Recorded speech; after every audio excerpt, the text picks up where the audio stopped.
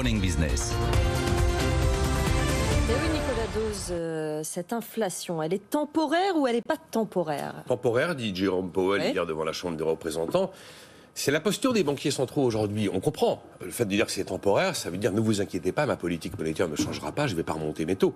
Parce que la mission numéro 1 d'une banque centrale, même la Fed, c'est la stabilité des prix. D'ailleurs, il ne faut pas se leurrer. Ce changement de doctrine d'inflation par la Fed il y a quelques mois et par la BCE tout récemment, où cette fameuse cible des 2% que l'on devait approcher sans la dépasser, maintenant devient une sorte soit de pivot autour duquel on peut tourner dans la version européenne ou une moyenne de long terme dans la version américaine, c'est quand même un changement de doctrine qui est destiné à se donner du temps. Alors maintenant, qu'est-ce qu'on peut dire sur structurel ou conjoncturel ?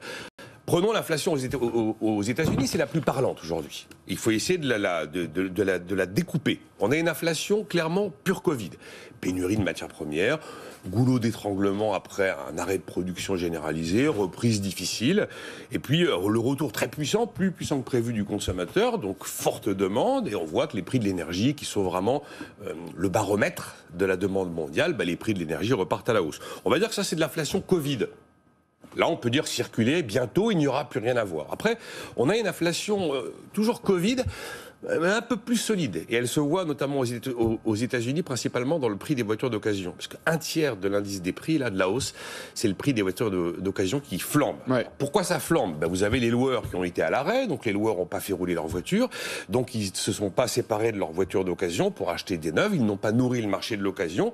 Donc il y a peu de biens sur le marché de l'occasion. Et puis il y a aussi le fait que les producteurs américains n'ont pas assez de semi-conducteurs, ils ne peuvent plus produire, sortir de voitures neuves, donc il y a moins de voitures neuves disponibles sur le marché du neuf, donc il y a une forte demande sur le marché de l'occasion, et le marché de l'occasion prend tout simplement 45% en un an, la voiture d'occasion aux États-Unis. Mais vous avez quand même après une désorganisation de l'ensemble de la chaîne de production. Ça, c'est qui retombe. On voit que, d'accord, la reprise est plus forte, mais il y a aussi plein de pays qui sont frappés par Covid et qui, eux, tournent à l'arrêt et qui, eux, fournissent moins. On peut penser à l'Inde, on peut penser aussi à certains ports chinois qui ont été bloqués après des clusters. Et puis là, il y a une troisième composante ou élément de cette inflation américaine, c'est les loyers. Les loyers s'emballent aux États-Unis. Ah oui, mais un loyer qui s'emballe, c'est pas un loyer qui va redescendre soudainement parce que, comme ça, c'est pas très très volatile le prix d'un loyer. Ça veut dire qu'ils ont pris bien des 4-5%, ils vont pas redescendre à plus 1,5%. Ils vont pas redescendre sous l'objectif de la Réserve fédérale. Donc oui, on peut penser que c'est provisoire, mais il y a quand même des éléments un peu plus solides. Après, la grande question, c'est que fait l'agent économique ? Que vous êtes, que je suis ? Je vais consommer tout de suite parce que là, j'ai à peu près la conviction que les prix sont partis pour monter. Donc, je consomme. Donc, je vais tourner la machine et je crée de la croissance, là. En plus, comme je pense que les prix vont monter durablement, je vais aller faire toc-toc à la porte de mon employeur pour obtenir une hausse de salaire.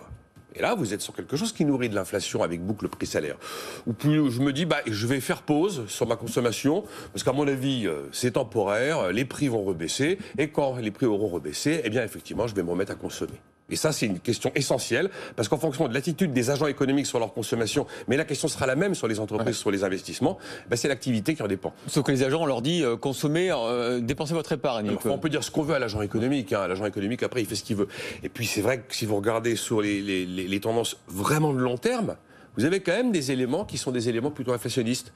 On en parlait hier, mais la transition écologique, c'est cher. Bien sûr. Et la transition écologique, à tous les niveaux, sur l'achat de la voiture, sur la construction, sur la consommation, ça va gréver le pouvoir d'achat parce que tout va coûter plus cher. Vous avez aussi les politiques de relance. Quand vous faites des politiques de relance par centaines de milliards, ce sont des politiques de relance. Regardez, aux États-Unis, elle est quand même destinée à couvrir une période de 8 années, la relance Biden.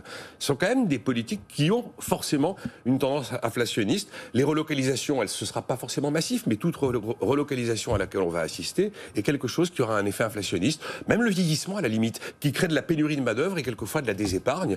Voilà. Donc, on le voit en Chine notamment. Donc là, voilà, la question devient quand même très, très, très sérieuse et la réponse n'est pas si évidente. Voilà, inflation, un signal faible à surveiller.